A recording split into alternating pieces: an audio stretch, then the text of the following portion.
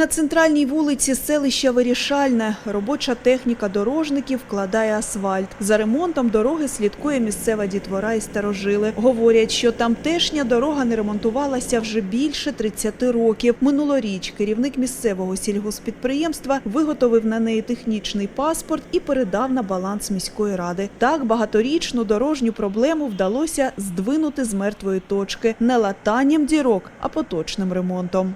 Провели ряд совещаний, это с руководителем дороги Харьковщины Турченко Игорь. И на сегодняшний момент мы придумали такой вот механизм. Громада делает техдокументацию, заказывает проекты такие вот небольшие. Для громады это деньги небольшие, там порядка 40 тысяч гривен проект. А все остальные работы полностью ведутся за счет финансирования областного и государственного бюджета. То есть громада по факту именно на строительные работы не тратит ни копейки денег, бюджетных денег, которые есть бюджет Змеевской громады.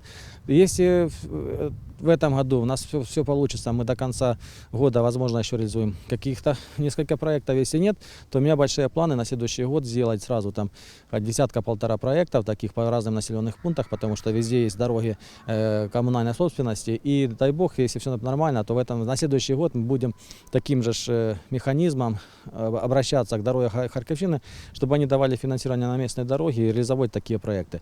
Я считаю, что это оптимальный такой вот вариант, когда мы, привлекая деньги извне, ремонтируем наши коммунальные дороги.